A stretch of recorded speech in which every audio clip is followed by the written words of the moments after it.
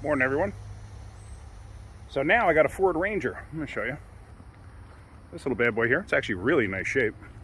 Customer brought it in and is complaining that it doesn't run right. That's all I got. It doesn't run right. So let's start it up and see what we got.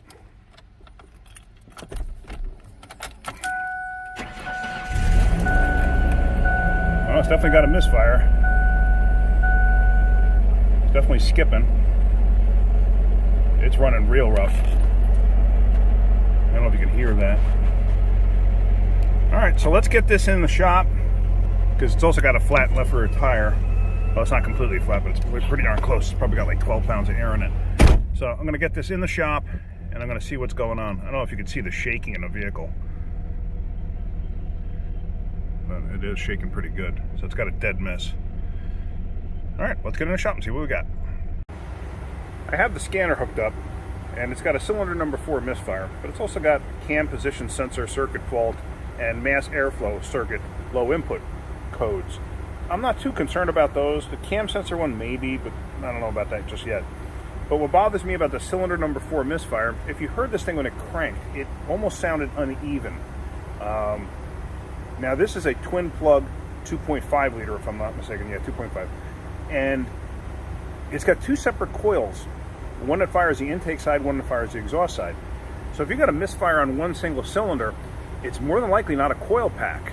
It's usually something along the lines of like an injector or something like that. It's very, very rare that it could be a coil pack doing that. At least that's in my experience. So what I'm going to do right now is I'm actually going to disconnect both coils, and I'm going to crank it. I'm going to listen to the motor and hear what it sounds like just cranking normally. Let me go ahead and do that right now.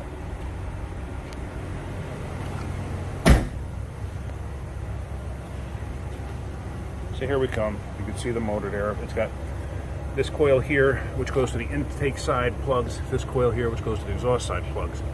So basically, you just disconnect and disconnect. So now the coils are not going to fire.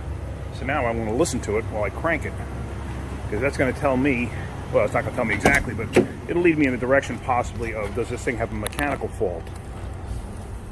So here we go. No, actually it sounds good. Alright, that's actually good. That's a good sign. And now I'm going to check spark, see if I got spark. So let me plug those back in and go from there. Alright, so I got the number 4 wire hanging out of the coil. Check this out, it does have spark. See it working around here? So it's got good spark, so that tells me there's something wrong with the coil itself. So now I'm actually going to do the other side. I'm going to do the intake side, and I'm going to disconnect that and see what it looks like. Then next step is put the plugs. So now I'm going to say this one's good too.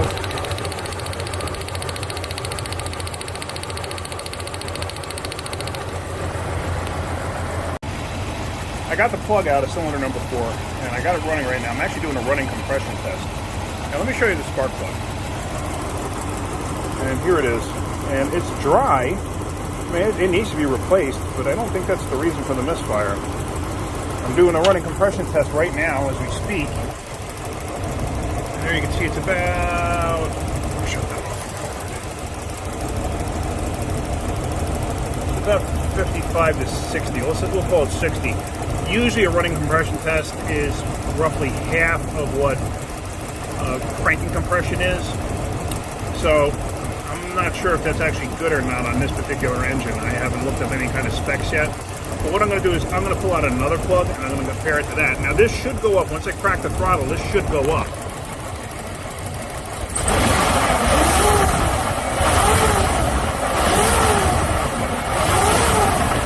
It does. You see that. But let me...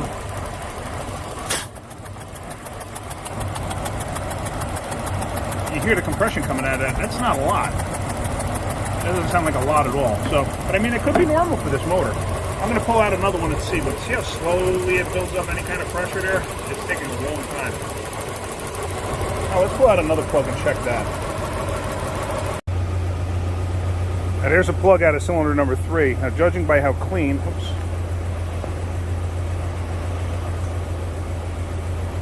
how clean that is, You know, it doesn't have a buildup of like oil residue and stuff like that on there. I mean, it's dirty, it needs to be replaced, but it's not like the other one. Seeing that, and seeing that for a running compression test, that tells me there's a problem in cylinder number 4.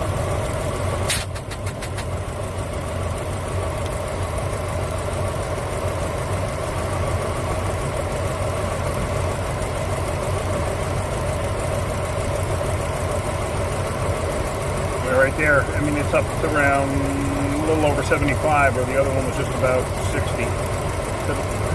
The other one is low.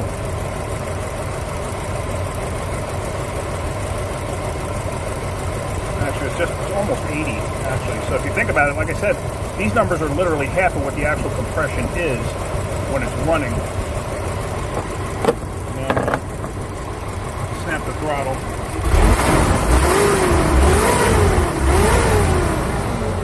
How crisp that comes up.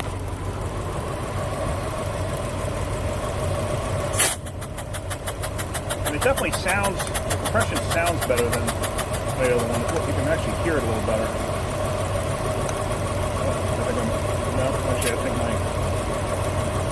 think my valve just got stuck in my, there's actually a little valve inside here, it's a Schrader valve, that allows the pressure to build up, and I think it just got stuck.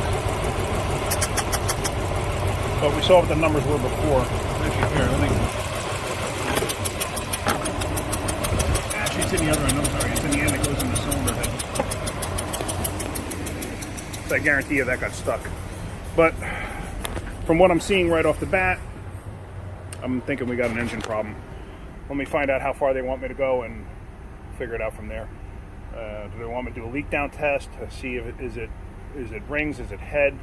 I'm going to say, judging by what the spark plug looked like, I'm going to say it's probably rings. Then again, it could have burnt a valve. Who knows? I mean, I shouldn't guess. I really shouldn't guess. Guessing is not the right way to do anything. So, yeah, let me see what they want to do, and we'll go from there.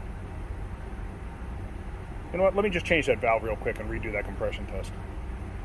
There's the Schrader valves that go inside the end of it.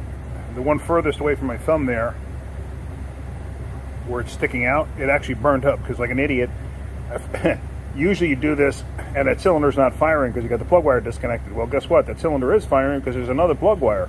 I forgot to disconnect it, so basically it just burned up the Schrader valve. So I'm just going to replace the Schrader valve with this other one that I have, and I'm going to disconnect the coil wire from that side. That's why it burned up. That's why it stopped holding compression. But let me do that right now, and then go on to that test. I have the other coil disconnected now. I got the compression gauge hooked back up. So now we're ready to do another running compression test. See, I told you, I'm not infallible. I make mistakes too.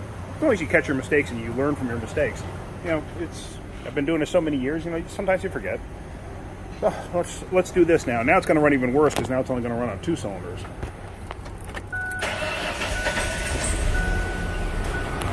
But at least this way I'm not going to burn up the valve.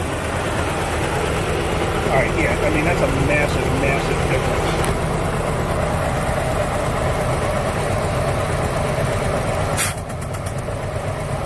See, it just builds right up. That's how it's supposed to go.